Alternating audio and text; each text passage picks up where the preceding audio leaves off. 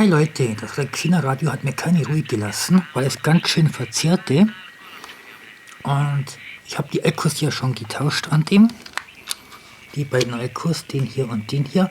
Und jetzt habe ich die Transistoren getauscht. Und zwar alle. Einmal den Oszillator-Transistor, das ist der Oszillator-Transistor, den ZF-Transistor, Audiotransistor 1 und die beiden Gegentakt-Transistoren für Audio. Und jetzt habe ich es neu abgeglichen. Und zwar, ich habe die beiden ZF-Filter nicht auf 460 abgeglichen, sondern ich glaube, dass das Radio 455er ZF hat. Jetzt habe ich den auf 457 kHz und den auf 453 kHz abgeglichen. Und zwar jeweils mit dem DTS-Sender, mit dem hier. Da bin ich einmal auf, hier bin ich auf 455 noch, einmal auf 453 und einmal auf 457. Hier 55 soll die Mittenfrequenz sein, 457. Hab da das Kabel hier so rein. Hier merkt man schon, dass es pfeift. Hier pfeift es schon. Auf 457 und auf 53 pfeift es auch. Auf 453, und zwar, ich habe die Regelspannung genommen, und zwar ich habe von Masse auf den ersten Pin von dem kleinen Akku, auf den Pluspin gemessen und habe den Filter auf 457 kHz und den hier auf 453 kHz auf Maximum eingestellt. Das heißt, erst 457 kHz eingestellt, dann den hier einstellen, dann 453 kHz, dann den hier auf Maximum einstellen. So habe ich das jetzt mal abgeglichen. Den DTS kann ich mal ausmachen. So. Dann bin ich hier auf niedrigste Frequenz gegangen. Das heißt auf 540 kHz und habe den Kern hier so weit verschoben, dass ich maximaler Empfangspegel habe. Dann bin ich auf die fast höchste Frequenz gegangen, und zwar, ich habe gemerkt, wenn ich auf die höchste Frequenz gehe hier, das ist über 1600, da ist Gleichlauf nicht da. Also bin ich auf 1600 gegangen,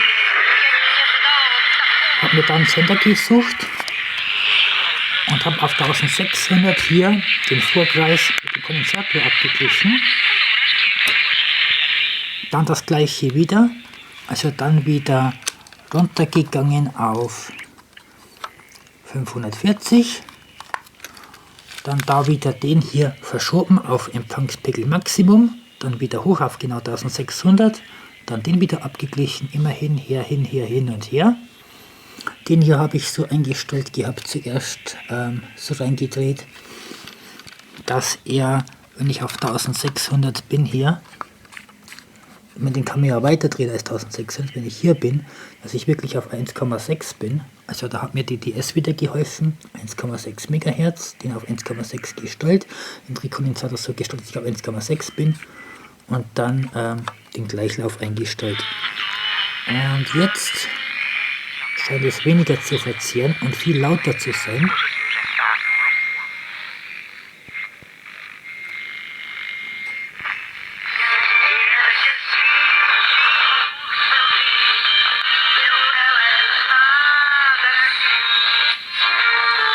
Es ist sehr breitbandig, weil die Filter, die beiden ZF-Filter gegeneinander verdreht sind.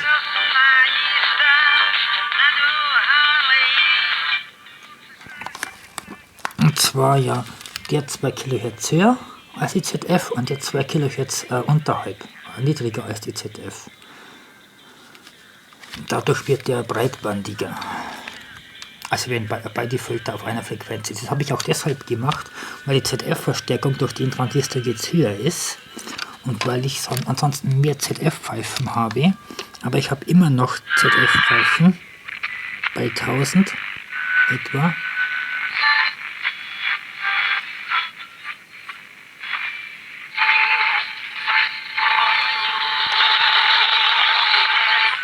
Da schwingt der ZF-Verstärker. Genau, hier schwingt er, hier schwingt er. hier schwingt der ZF. Genau hier kann man ihn, jetzt hört man den ZF-Verstärker schwingen.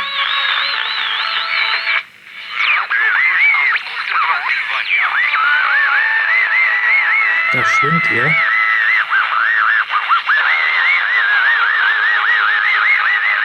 Und das sollte noch weg, dass er dann nicht schwimmt.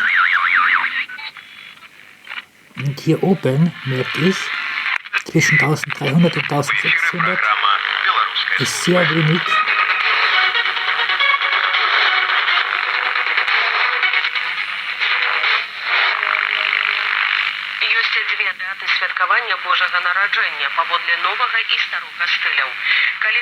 Sehr viel Milch zum Einstellen. Er verzehrt, meine ich, immer noch, aber weniger. Und er ist lauter.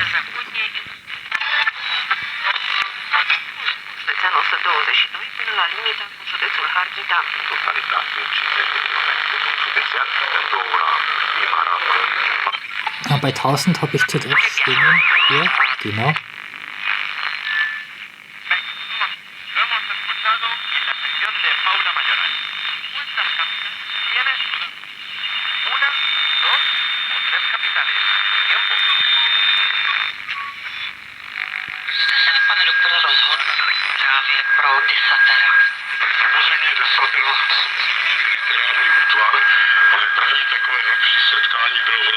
Aber starke Sender kommen klar rein.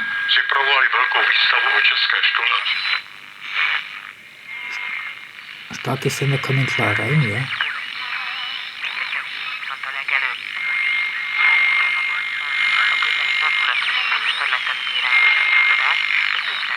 Und Lautstärkenreserve ist gewaltig drin. Gewaltige Reserve jetzt an der Lautstärke. Er ist viel lauter geworden dadurch. So, jetzt checke ich mal die alten Transistoren. Lokaloszillator, Mischer, ZF-Verstärker, Audio-Vorstufentransistor und die beiden Audio-Endstufentransistoren. Fangen wir mit den beiden Audio-Endstufentransistoren an. Also Bezeichnung kann ich da beim besten Willen nichts lesen. Bis auf den ZF-Transistor kann ich bei keiner Bezeichnung lesen. Ich kann den jetzt mal da reinstecken in den Bauteiltester und mal testen. Und der hat HFE von 52, also Verstärkung von 52, 683 mV, Lithium-Transistor, NPN. Das ist jetzt einer. Jetzt der zweite, weil es eine Gegentakt-Audiostufe ist der gleiche. Scheint so. Jetzt messe ich den zweiten hier mal. Und da ergeben sich Unterschiede. Die hat eine HFE von 76 und hat noch eine Diode zwischen Emitter und Kollektor. Auf jeden Fall hat der viel mehr Verstärkung, der eine, NPN, als jetzt der andere. Also es kann am Audiotransistor schon auch liegen, dass das Radio verzerrt hat. Also dass das Radio gar so sehr verzerrt hat. HFE von 53 und keine Diode zwischen Kollektor und Emitter bei dem. Ja, das sind jetzt die Audio-Endstufentransistoren gewesen. Die sehen gleich aus, sind denke ich auch die gleichen, aber misst der Bauteiltester unterschiedlich. Die arbeiten im Gegentakt auf dem Trafo in dem Radio, also sollten sie die gleichen sein. Dann messen wir mal den Audio-Vorstufentransistor. Der ist okay, so wie es ausschaut, hat 432 Verstärkung, 1 Basis, 2 Kollektor, 3 Emitter. Der Audio-Vorstufentransistor ist okay gewesen bei dem Radio. Jetzt kommen wir zum ZF-Transistor, auf dem steht irgendwas von NEC drauf. Man kann es aber nicht wirklich lesen. Und der Transistor ist komisch, weil den hat der Bauteiltester als 2 Dioden identifiziert gehabt, also noch nicht mal als Transistor. Checken wir den mal. Er hat eine HFE von 93. So, der hatte aber auch schon andere. 93. Das ist der ZF-Verstärker-Transistor. Jetzt hat er plötzlich 93. Drehen wir mal um. Messen nochmal. Jetzt zeigt er eine Diode von 3 PF oder er ist nicht richtig drin. Doch, er ist schon richtig drin. Er ist schon richtig drin nochmal. 83. Auf jeden Fall denke ich mir, hat der was. Weil der wurde ja als 2 Dioden auch erkannt. Jetzt scheint er wieder zu funktionieren. Nach dem ZF-Transistor kommt der 5. der letzte Transistor, das wäre der Lokaloszillator-Transistor. Und ich denke, der ist okay. Wenn er Kontakt hat. Nochmal Lokaloszillator-Transistor 121. Und ich denke, der ist okay. Der hat eine Verstärkung von über 100 für einen Lokaloszillator. Und der ist auch stabil. Also wenn ich ihn umdrehe, habe ich fast die gleichen Werte. Auch genau den gleichen Wert, 121. Weil ich bei den anderen Transistoren, wenn ich die umdrehe, einen anderen Wert habe. Und ich habe die getauscht durch SS9014 Transistoren, durch NPN-Transistoren. Die haben eine andere Anschlussbelegung und eine Verstärkung von 432, auf jeden Fall über 400. Da kann ich nochmal zeigen, das ist der Oszillator-Transistor, der hat 121 HFE gehabt, der hat jetzt 400, Lokaloszillator und Mischer. Und dann der ZF-Verstärker. Der Lokaloszillator und Mischer arbeitet mit der Spule, das ist die Oszillatorspule, und dem Drehkondensator, den hinteren Teil, also der Teil vom Drehkondensator, Oszillatorspule auf den Transistor. Und der Eingangskreis ist hier die Ferritantenne, also die Spule auf den Kondensator, auf den Transistor, wird auf Basis mit drauf gekoppelt, quasi gemischt. Die Oszillatorfrequenz und ZF-Frequenz geht über den Filter dann. Nach dem Filter geht es in den ZF-Verstärker-Transistor. Der verstärkt das, was nach dem Filter ist, und gibt es auf den Filter drauf. Und gut, ich habe jetzt den hier auf 457 kHz und den auf 453 kHz eingestellt, weil die ZF-Verstärkung schon zu hoch ist, dass der ZF-Verstärker bei bestimmten Frequenzen schwingt, und dadurch konnte ich das ein bisschen abmildern. Weil dadurch die Mittenfrequenz von durch die beiden Filter dann ein bisschen gedämpft wird. Okay, und die äußeren Frequenzen entweder durch den oder durch den gedämpft werden. Gut, dann werden die hier durch eine Diode gleichgerichtet. Über den Widerstand kommt das Ganze zurück und regelt den Transistor. Ich habe den noch an. Genau. Jo. Nach der Diode ist das Signal demoduliert. Hier ist der Kondensator, der das Ganze integriert, und im Widerstand geht es auf das Lautstärkeporti. Vom Lautstärkeporti gleich auf den ersten Audiotransistor, Audioverstärkung, und dann auf die beiden Transistoren, die im Gegentakt dann also der Transistor arbeitet auf den drauf vor, der drauf vor geht auf die beiden Transistoren, die im Gegentakt dann den drauf vor ansteuern, und von da aus geht es an den Lautsprecher. Ja. So.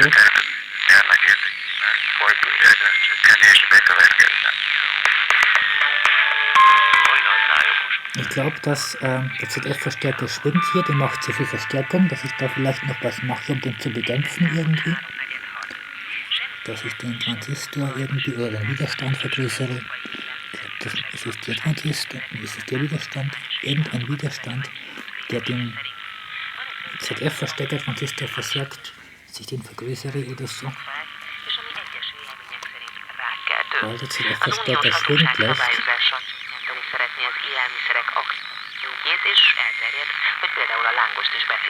Der ist dadurch zwar sehr empfindlich, aber nicht, dass er deswegen noch verzerrt. Es war auch sehr laut jetzt.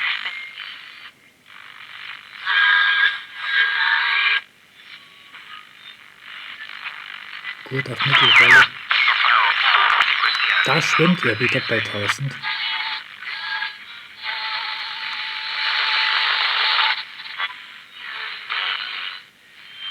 Okay. Und hier oben ist er echt schwer abzustimmen, da wo hier 300 kHz das kleine Stück sind, wobei hier unten 600 auf 700, 100 kHz so ein großes Stück sind.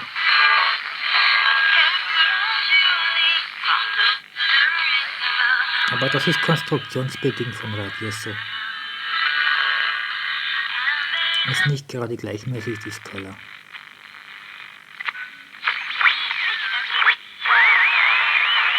Da stört das ZF-Pfeifen.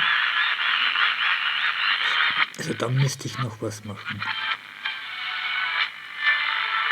Ansonsten dürfte der jetzt weniger verzehren. Ist auf jeden Fall viel lauter geworden. Je nachdem, wie man den hindreht, dann kommt man mal besser, mal schlechter, weil der magnetisch empfängt über die Feldantenne.